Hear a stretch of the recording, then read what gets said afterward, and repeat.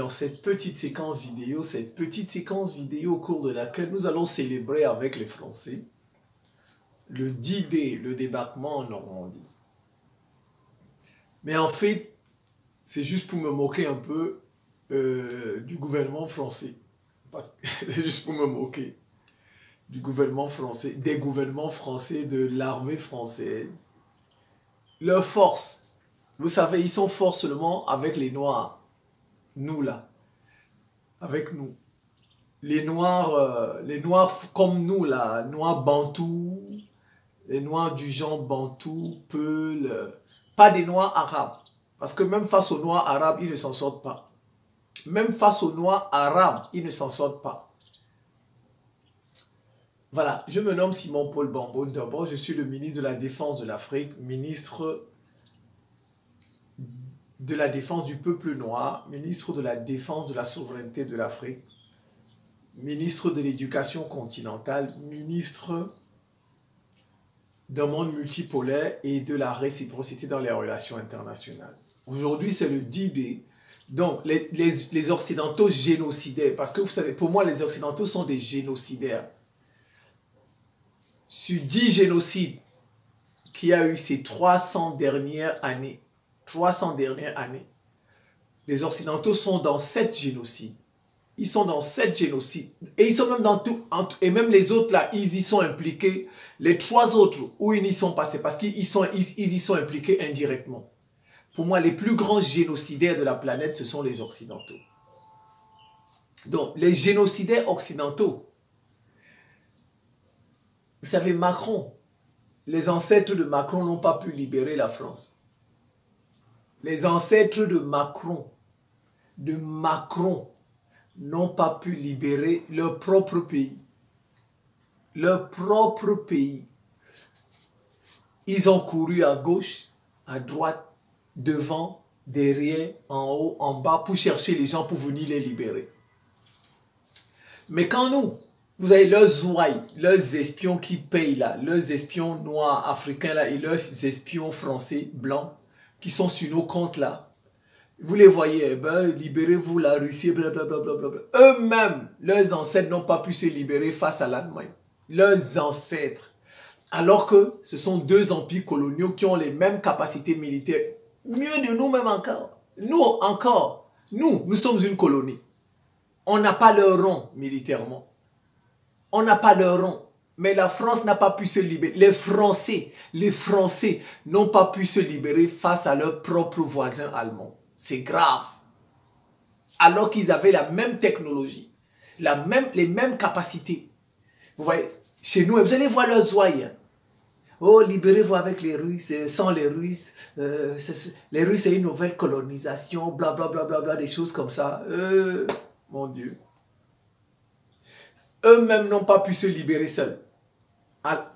Face aux Allemands qui ont la même technologie qu'eux, le même niveau qu'eux, ils n'ont pas pu se libérer seuls. Ils viennent nous demander, de nous libérer face à eux seuls. Eux qui ont la bombe atomique. Nous, les colonies, là, qu'est-ce qu'on a? On n'a rien. On n'a rien. On peut se libérer face à la France. On peut se libérer face aux États-Unis, face au Royaume-Uni, sans passer par la Russie. Sans demander à quelqu'un de venir nous donner un coup de main. Vous pensez qu'on peut? Quand je vois parfois, on connaît, on les paye pour venir perturber les chaînes des gens, c'est tout. Mais ils n'ont pas le courage de venir débattre avec nous. Ils n'ont pas le courage. Moi, je vous invite. Venez débattre avec moi. Moi, j'invite ceux qui me contestent. Quelqu'un qui ne me connaît pas, qui ne connaît pas mes vidéos, qui ne me conteste pas, c'est pas la peine de venir débattre avec moi. On débat avec quelqu'un qui vous connaît et qui vous conteste. Vous n'allez pas débattre quand même avec quelqu'un qui ne vous connaît pas et qui ne conteste pas vos thèses. Déjà, il ne vous connaît pas. Donc, il ne connaît pas vos thèses. Et puis, ce n'est pas moi qui vais aller appeler les gens de venir débattre avec moi. Je ne peux pas faire ça. Mais parce que je constate qu'il y a des détracteurs, il y a des gens qui me contestent. C'est pourquoi je leur dis de venir débattre avec moi sur leur page, sur leur chaîne. C'est comme ça. Mais moi, je ne vais jamais aller les chercher pour qu'ils viennent débattre avec moi. C'est ceux-là qui me contestent. Je dis, il faut avoir... Puisque vous n'êtes pas d'accord, je m'adresse aux détracteurs, vous n'êtes pas d'accord avec moi, n'est-ce pas? Invitez-moi. On va débattre. Parce que vous contestez ce que je dis, n'est-ce pas? Donc, invitez-moi. Quelqu'un qui ne me conteste pas, je ne peux pas l'inviter à débattre avec moi. Mais je ne peux pas lui demander de m'inviter à débattre avec lui. Quelqu'un qui ne me connaît pas. Comment je peux lui demander de venir débattre avec moi? Il ne me connaît pas. Je ne peux pas. Et ce n'est pas à moi d'aller demander à X ou à Y de venir débattre. Si celui-là qui me conteste, il a le courage qu'il m'invite. Il ne tiendra pas 30 minutes. Voilà, il commémore le 10D. La France n'a pas pu s'en sortir seule face à l'Allemagne. Les Français, les ancêtres de Macron, n'ont pas pu s'en sortir seuls face à l'Allemagne. Et vous savez ce qu'ils font? Ils disent non, les nazis. Dans leurs médias, ils disent bon, les nazis. Ils ne veulent pas dire bon, les Allemands. Parce qu'ils ne veulent pas blesser leurs voisins allemands. Tout le temps. Vous allez voir dans tous leurs discours, ils disent l'Allemagne nazie, les nazis, pour dire que ce n'était pas les Allemands. Alors que c'était... Qui a fait la colonisation? C'est des socialistes qui ont fait la colonisation en France. C'est des socialistes qui ont fait la colonisation, qui ont en tout cas demandé, mais ça a profité à qui? À la France, tout entière. Donc c'est la France qui a fait la colonisation. Ce sont les Français qui ont fait la colonisation. Vous voyez, mais comme ils veulent, c'est comme ça, c'est des menteurs tout le temps. Ils changent les choses, ils révisent l'histoire, ils trompent l'histoire, ils changent l'histoire. C'est toujours, vous voyez, ils révisent toujours l'histoire. Pour ne pas blesser les Allemands, ils disent, bon, les nazis allemands, comme pour dire que ce n'était pas les Allemands, c'était des nazis. C'était des nazis qui ont fait ça, ce n'est pas tous les Allemands. Mais quand l'équipe du football du pays gagne la Coupe du Monde, ben, on dit que c'est la France. Pourtant, c'est une équipe qui a joué. C'est une équipe qui a joué au nom de tous les Français. Donc les nazis, là, ils l'ont fait au nom de tous les Allemands. Donc ce sont les Allemands qui ont fait ça. Vous voyez, c'est comme ça qu'ils trompent les gens. Ils font des choses, en fait, qui les arrangent par rapport à leurs intérêts. Comme ils ne veulent pas blesser leurs voisins allemands, ils changent l'histoire, ils réécrivent l'histoire. Ils n'ont jamais gagné une guerre seuls.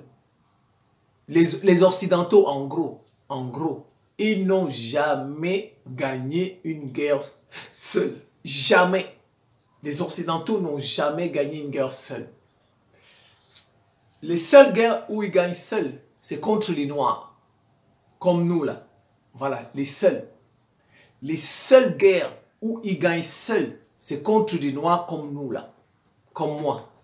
Voilà, les Noirs style Bantou, style Olof, style Peul, style, comment on dit ça, style Ibo, style, voilà, c'est comme ça. Parce que même face aux Noirs arabes, ils ne s'en sortent pas. Même face aux Noirs arabes, seuls comme ça, ils ne s'en sortent pas. Commençons. Moi, j'ai toujours dit, vous savez, j'ai toujours dit la colonisation, c'est une mission divine. C'est Dieu qui était derrière la colonisation.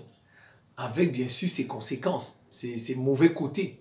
Mais la colonisation, c'est Dieu qui était derrière. Parce que la mission de la colonisation, c'était quoi? Répandre le christianisme et permettre à toute l'humanité de se connaître. C'est la colonisation qui a fait qu'on se connaît tous aujourd'hui. C'est la colonisation.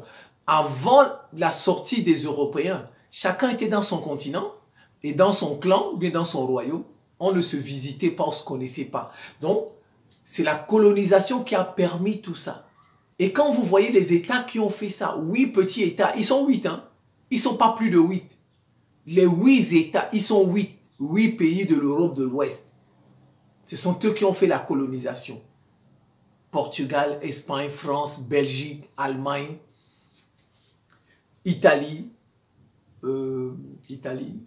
Italie a perdu beaucoup. Italie, Hollande, comme vous voulez, Hollande ou Pays-Bas, là, voilà, comme vous voulez. Ça fait 7. Et puis il y a un 8e. Il y a un 8e là. Il y a un 8e. Oui, Angleterre, voilà, Angleterre. Voilà, 8. Vous voyez, c'est 8. 8 petits pays. Hein. Non, ils n'étaient même pas les plus nombreux. Déjà, je vais profiter pour répondre à cette question. Mais il y en a qui viennent parfois vous donner des faux recensements. Il n'y a jamais eu de recensement de la population mondiale en 1900. Jamais. Des gens qui viennent vous dire que les Européens étaient plus nombreux en 1900, 1700, patati patata, c'est des menteurs. C'est des menteurs. On n'a jamais recensé des populations au Cameroun. Jamais recensé. Déjà, c'était des populations au Sénégal, des populations au Maroc. On n'a jamais fait ça. Des gens qui viennent vous dire que non, ils n'étaient pas plus nombreux que nous. Ils n'étaient pas plus nombreux que nous. C'est faux. Il n'y a jamais eu ce genre de recensement. Et même quand ils sont venus nous coloniser, ils envoyaient 2, 3, 4 bateaux. 2, 3, 4 bateaux avec 150 personnes dedans, 200 personnes. Donc, en gros, ceux qui nous ont colonisés, c'était au plus 1000 personnes. En réalité, au plus 1000 personnes qui nous ont colonisés, au plus. Imaginez un peu, on envoie 1000 personnes en Chine, on colonise une partie de la Chine. On envoie 1000 personnes au Japon, on colonise une partie du Japon, partiellement le Japon. Imaginez, c'est 1000 personnes qui ont fait ce travail, 1000 personnes. Il ne faut pas penser quand on dit la France a colonisé, c'est tous les Français qui sont sortis de chez eux. Ils sont les... Non, non, non, non, non. Il ne faut jamais l'oublier, jamais. C'était aux alentours, au plus 1000 personnes qui ont fait la colonisation, au plus. Dans chaque pays là que vous voyez qu'on a, dans chaque colonie, c'est au plus 1000 personnes. Quand je vous jure, ils ont battu des gens qui étaient plus nombreux que les Indiens, les Chinois, ils ont battu des gens qui étaient non. Moi j'ai toujours dit c'était la main de Dieu. La colonisation c'était une mission divine. C'est pourquoi ils ont battu toute la planète. C'est vrai, il y a eu le pire parce que bon, l'homme abuse toujours, l'homme exagère toujours. On lui donne une mission, vous allez voir, il va outrepasser sa mission. Voilà, les Européens avaient une mission divine, faire la planète se connaître, faire la planète se rencontrer. C'est pourquoi ça a marché, ils ont battu tous les peuples. Mais depuis là, ils ne comprennent pas que cette mission est finie. C'est pourquoi vous voyez maintenant, tout le monde les gagne. Tout le monde les gagne et ils n'arrivent pas à gagner seuls. Alors qu'avant, ils ont gagné seuls. Maintenant, ils ne gagnent plus seuls. Sauf quand ils ont affaire aux gens comme nous, des Noirs non arabes. Regardez. Le Vietnam, ils ne s'en sont pas sortis. Les États-Unis, on les a chicotés au Vietnam durant 25 ans. 25 ans. La guerre du Vietnam que vous voyez, ça a duré 25 ans. La guerre du Vietnam, ça a duré 25 ans. 25 ans. De 55 comme ça à 74. À la fin de Nixon là. Nixon le menteur, le président Richard Nixon, le grand menteur. C'est lui d'ailleurs même qui a fait, c'est lui qui a menti sur la lune là. C'est le président où il y a eu le plus de mensonges officiels aux États-Unis. C'est sous ce président il y a eu le plus de mensonges officiels sur la guerre du Vietnam, le Watergate. Et ils ont menti sur la lune. Ils ne sont jamais allés sur la lune, ils n'ont pas marché sur la lune. Ils n'ont pas marché sur la lune. Ça, moi j'en suis convaincu. S'ils veulent, on va débattre sur ça. Je sais qu'ils ont répondu aux critiques. La NASA a répondu à toutes les critiques qu'on a faites. Mais comment comprendre que des vidéos aient autant d'erreurs, des photos aient autant d'erreurs? Imaginez un peu quelqu'un qui se filme véritablement devant la Tour Eiffel. Dites-moi. Quelqu'un qui était vraiment en France. Il s'est placé devant la Tour Eiffel. Il se filme.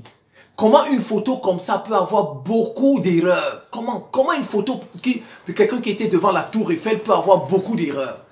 La photo de la NASA là, sur la Lune, Apollo 11, il y a 6 erreurs sur la photo. 6 erreurs sur la photo et la vidéo. 6. Comment une vraie photo? Non, regardez. Filmez-moi. Filmez-moi un peu. Vous allez me filmer. Comment la photo là, vous avez 6 erreurs sur la photo? Comment quelque chose qui s'est vraiment passé sur votre photo, les gens parviennent à déceler 6 erreurs, 6 manquements, 6 fautes. Ça veut dire que la photo là n'est pas une vraie photo.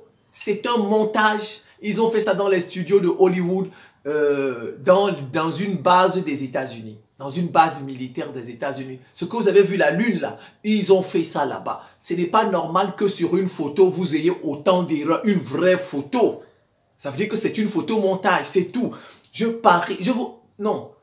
Vous, si vous êtes à Paris maintenant, filmez-vous devant la Tour Eiffel. Mettez ça sur Facebook ou sur YouTube. Vous allez voir, il n'y aura aucune erreur sur cette photo. Aucune.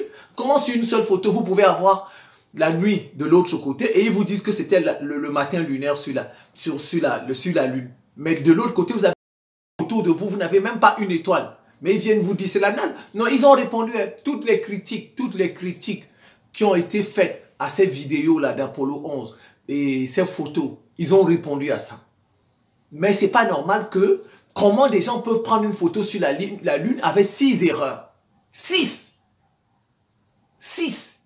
Donc c'est un... Comment? Non, dites-vous, comment quelqu'un peut prendre une photo devant la Tour Eiffel? Une vraie photo, et il y a des erreurs dessus. Il y a des erreurs dessus. Il y a des manquements dessus. Ça veut dire qu'il n'a pas pris ça devant la Tour Eiffel? Tu ne peux pas prendre une vraie photo devant la tour Eiffel, il y a des manquements. Vous voyez, autour de la lune, c'est la nuit. Autour de la lune, c'est la nuit, il fait noir. Vous ne voyez même pas une étoile. Même pas une étoile. Le dessin de la photo, c'est la nuit. Mais vous voyez comment la NASA dit que c'est le matin sur la lune. C'était le matin. Mais nous, on voit autour le noir. Mais si il y a le noir, on voit autour le noir. Mais le jour, maintenant il fait jour, n'est-ce pas? Vous et moi, maintenant là, il fait jour.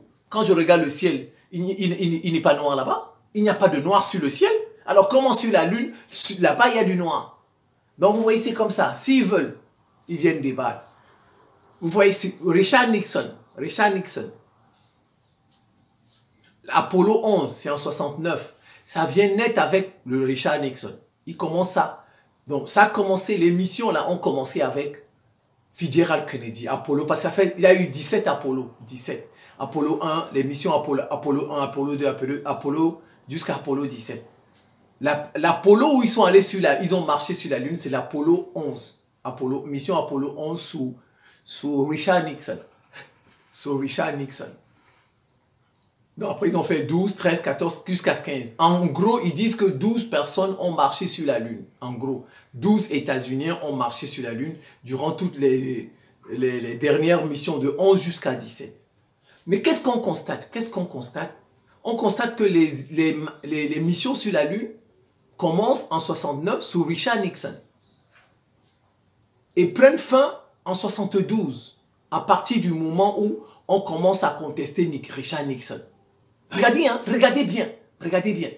C'est en 72 qu'on commence à contester Richard Nixon aux États-Unis. On lui fait l'impeachment. Bon, il a fui, il a démissionné parce qu'il sentait que l'impeachment allait marcher. C'est en 72 qu'ils arrêtent tout. C'est en 72 qu'on commence à sortir les Pentagon Papers sur la guerre du Vietnam. Le fiasco, les mensonges de la guerre du Vietnam. Et c'est à partir de 72 aussi qu'on commence le Watergate. L'espionnage le Watergate. Vous voyez, vous avez le Pentagon Papers sur la guerre du Vietnam, vous avez le Watergate en 72. C'est en ce moment que toutes les missions s'arrêtent. Voilà ça, les Pentagon Papers et les Watergate, ce sont des mensonges officiels. Ils ont menti officiellement.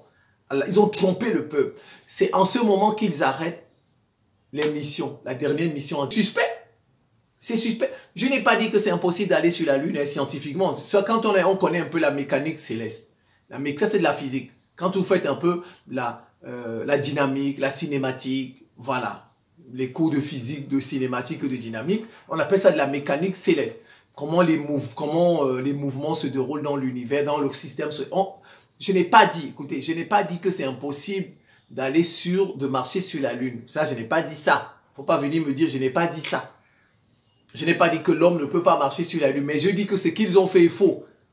Ce qu'ils ont fait est faux. Ils n'ont pas marché sur la Lune. Ils voulaient juste rivaliser l'URSS, c'est tout.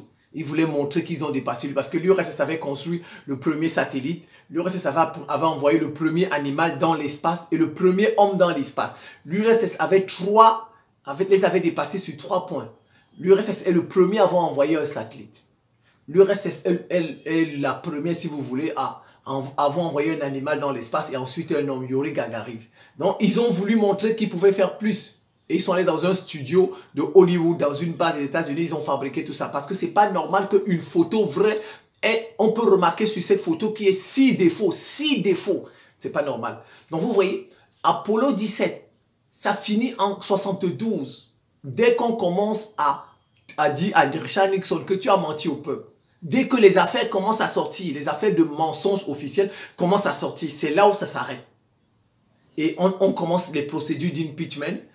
Et vers 74, il décide de démissionner. Parce qu'il ne voulait pas qu'on lui fasse un impeachment. Donc il a démissionné.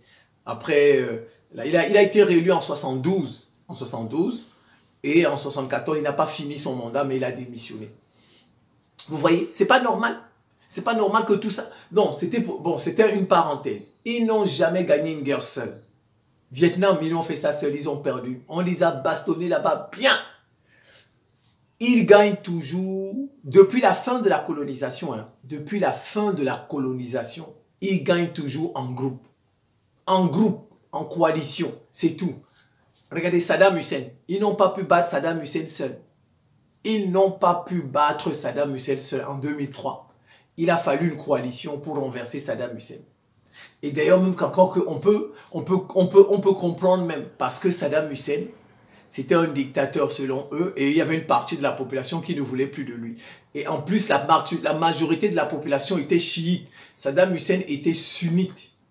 Vous voyez? C'était une minorité sunnite. On peut même comprendre, mais si les Irakiens étaient soudés, même la coalition, là, ils ne pouvaient pas les battre. Même la coalition, ils ne pouvaient pas battre Saddam Hussein. C'est parce que déjà dans le pays, il y avait des divisions. Celui qui était au pouvoir, c'était une minorité sunnite. Or, la majorité était chiite. Et c'était une dictature, donc les gens n'en voulaient plus.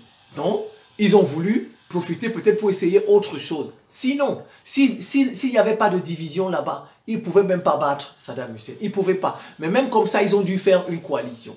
Une coalition pour battre Saddam Hussein. Afghanistan, même chose. Afghanistan, ils ont fait une coalition.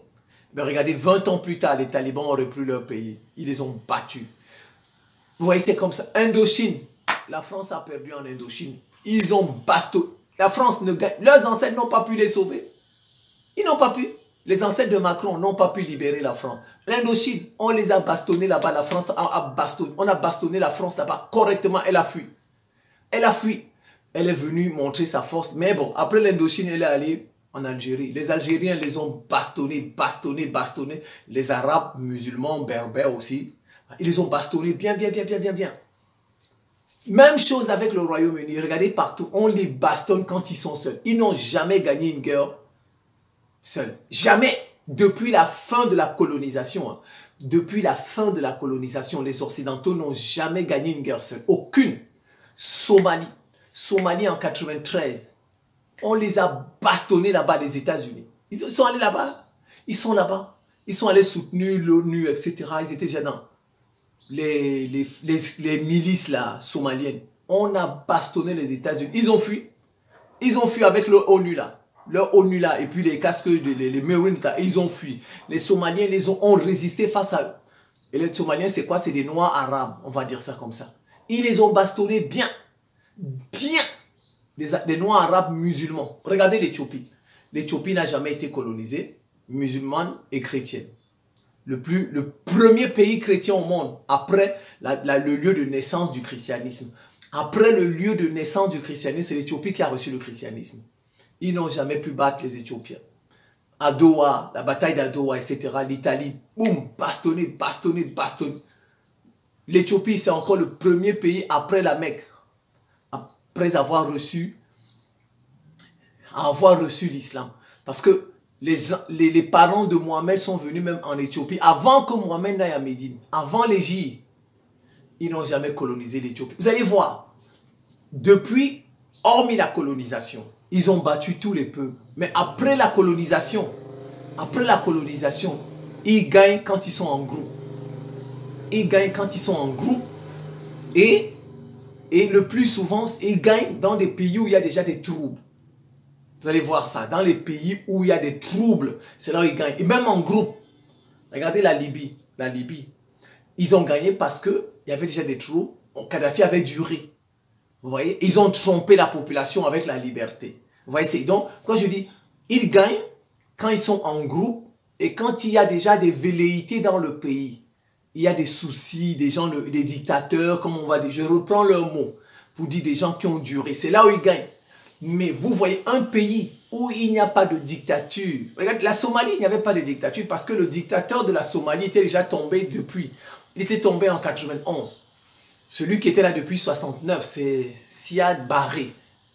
C'est Barre, Siad Barre. Il est tombé en 91. Donc vous voyez, le président de Somalie est tombé en 91. Oui, c'est en 91 ou 92. Il était là depuis 1969. Et il est tombé en 91. On lui a fait les pays, tout là. On l'a renversé. Maintenant, il y a eu plusieurs factions, plusieurs groupes qui se sont battus pour le pouvoir. C'est dans cette lutte-là pour le pouvoir des factions de Somalie que l'ONU et les États-Unis sont arrivés. Et ce sont ces groupes-là qui ont chicoté les États-Unis en 93. Vous voyez, vous allez remarquer, hein, après la colonisation, ils ont gagné où il y a des troubles liés, par exemple, à un président qui a mis beaucoup de temps. Si vous regardez bien, quand il y a un président qui a mis beaucoup de temps quelque part, c'est là ils ont gagné, comme Saddam Hussein, comme Kadhafi.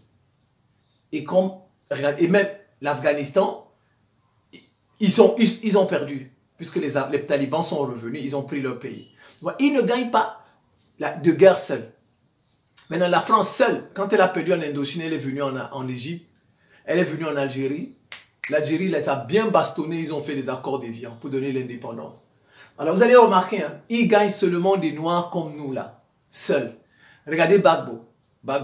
La France a essayé, Gbagbo a essayé, hein. Gbagbo a essayé, la France l'a terrassé. C'est la France qui a terrassé Gbagbo dans la crise ivoirienne là. Parce que chez nous, on a de mauvaises valeurs. Parce que Gbagbo, c'était pas la dictature. Gbagbo, c'était quelqu'un qui a été élu. Ouais, nous, notre problème, nous les Noirs, c'est que nous n'avons pas de bonnes valeurs. Il y a beaucoup de traîtres. Il y a beaucoup de traîtres. Le groupe d'Alassane Ouattara, les Guillaume Soro, ça c'est de la traîtrise. Parce que le pays, Gbagbo voulait se libérer de la France. Il y a eu des traîtres. Non, la trahison, c'est quoi? C'est que vous n'avez pas de bonnes valeurs. Un traître, c'est quelqu'un qui ne croit en rien. C'est quelqu'un qui n'a pas de bonnes valeurs. Nous, les Noirs, notre problème, c'est que nous n'avons pas de bonnes valeurs. Nous n'en avons pas. Regardez, au Cameroun, la France nous a battus. Hein, elle a appelé le père de l'indépendance du Cameroun, Oumiobe. Elle les a qualifiés de maquisards. La France les a battus. Génocide. La France a fait 2 génocides chez nous. La France que vous voyez a fait 2 génocides. Un génocide des populations Bassa et un génocide des populations Bamileke. 2 génocides sur 2 populations. La France a battu. La France a battu Laurent Gbagbo. Vous voyez, individuellement, ils gagnent des Noirs comme nous. Et vous allez voir, c'est que nous n'avons pas... Prenons le Congo, RDC, Zaïre, comme vous voulez. Lumumba. Lumumba, qui a tué Lumumba? C'est les États-Unis. Ils ont utilisé qui? Mobutu. Ils ont donné à Mobutu 100 millions de dollars pour tuer Patrice Lumumba et leur avion. C'est la CIA qui a tué Patrice Lumumba, mais ils ont utilisé Mobutu. Vous voyez, chez nous, ils nous gagnent, ils n'ont pas besoin de coalition. Les seuls qu'ils gagnent aujourd'hui sur Terre, c'est les Noirs comme nous. Parce que chez nous, il y a des gens qui on n'a pas de bonnes... En gros, ce sont des valeurs notre problème. Nous n'avons pas de bonnes valeurs. C'est pourquoi j'ai toujours dit aux gens de faire attention avec leurs coutumes, leurs traditions, etc. J'ai toujours dit ça. Moi, j'ai toujours dit ça. Regardez, hein, partout où il y a des grandes religions, ils ne s'en sortent plus. Ils ne s'en sortent pas face aux bouddhistes. Les pays où il y a le bouddhisme là, regardez, où il y a les grands temples bouddhiques, les grands temples hindous là, les grands temples. Chez nous, on n'a pas de temple comme ça. Même dans le vaudou, on n'a pas de temple. Même on a seulement des petites cabanes là. Regardez les temples qu'il y a en Asie, les temples des religions là. Chez nous, on n'a pas de temple comme ça. Vous allez remarquer, depuis la fin de la colonisation, ils ne s'en sortent pas dans les pays où il y a de grandes religions. Des grandes religions avec des grands textes sacrés, avec des prophètes qui ont des prophètes, ils ne s'en sortent plus. Vous allez le remarquer. Et comme je vous ai dit, pour s'en sortir, ils doivent faire des coalitions. Ils doivent faire des coalitions. Et ils gagnent quand dans ce pays, il y a déjà des divisions. Par exemple, comme la Libye, comme je vous ai expliqué, et comme l'Irak. Mais vous allez voir, regardez l'Algérie, ce n'était pas une dictature. L'Algérie voulait son indépendance. C'était des musulmans, pas syncrétiques, ou des grandes religions. L'Algérie a battu. L'Algérie a battu. L'Algérie a battu. Vous voyez, Somalie, c'est des Arabes noirs là-bas. Les Arabes noirs, en gros. Voilà. Musulmans. Et ils ont bastonné les États-Unis en 4. Regardez l'Éthiopie, jamais colonisée. Mais vous voyez, nous là, comme ça, là, nous qui sommes des syncrétiques, nous sommes dans l'islam, le christianisme, l'animisme, les religions africaines, nous mélangeons tout ça. Vous regardez, on nous gagne. Si vous regardez ça, individuellement, ils nous gagnent.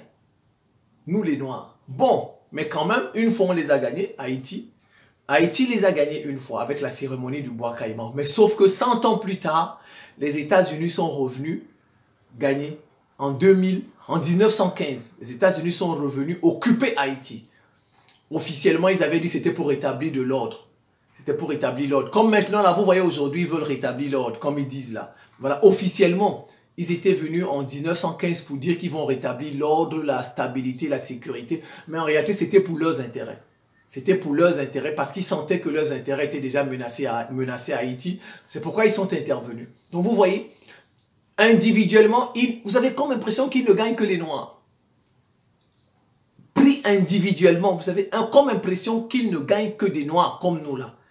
Pas des Noirs style arabe là, non. La Somalie a démontré le contraire. Mais ils gagnent des Noirs comme nous, façon Peul là, Peul, Bantou, etc. Des traîtres qui n'ont pas de bonne valeur. Voilà, c'est des gens comme ça qui nous gagnent. Ils nous gagnent individuellement. Mais ils ne gagnent plus pour gagner. Ils font des coalitions. Pour gagner des peuples qui ont des grandes religions, etc. Ils font des coalitions. Ils n'ont jamais gagné une guerre seule. Les Macron là, ses ancêtres n'ont pas pu se défendre. Ses ancêtres n'ont pas pu se défendre face aux Allemands. Mais vous voyez, ils nous demandent, nous, de nous défendre. Alors que nous n'avons pas le même niveau qu'eux. Nous n'avons pas le même niveau. Nous avons besoin de la Russie. Vous pensez qu'un petit pays comme ça, le Mali, peut faire face à la France s'il n'y avait pas la Russie? Oh, ben ils auraient déjà fini avec le Mali depuis. Ils auraient fini avec le Mali, fini avec le Burkina, fini avec le Niger depuis. C'est parce qu'aujourd'hui, bon, les populations sont éveillées, il y a les réseaux sociaux et puis bon, il y a les Russes. Il y a les Russes. Parce que s'il n'y avait pas les Russes, ils allaient s'en foutre. S'il n'y avait pas les Russes, ils allaient s'en foutre du fait que les populations soient éveillées, les zigouiller. La preuve, même Madeleine Albright, on lui a dit que, mais madame, vous avez tué 500 000 enfants en Irak. Elle a dit, ben et puis, Madeleine Albright, secrétaire d'État des États-Unis, elle a dit, et puis, nous sommes du bon côté. Nous, on a voulu implanter la démocratie, les bonnes valeurs. Elle a dit, et puis, 500 000 enfants irakiens ont été tués. Hein. Voilà, c'est comme ça. Donc, les ancêtres de Macron n'ont jamais gagné une guerre seule. Jamais. Ils n'ont pas pu se libérer face à l'Allemagne. C'est la fin de cette petite séquence vidéo. Je vous remercie pour votre attention et à très bientôt.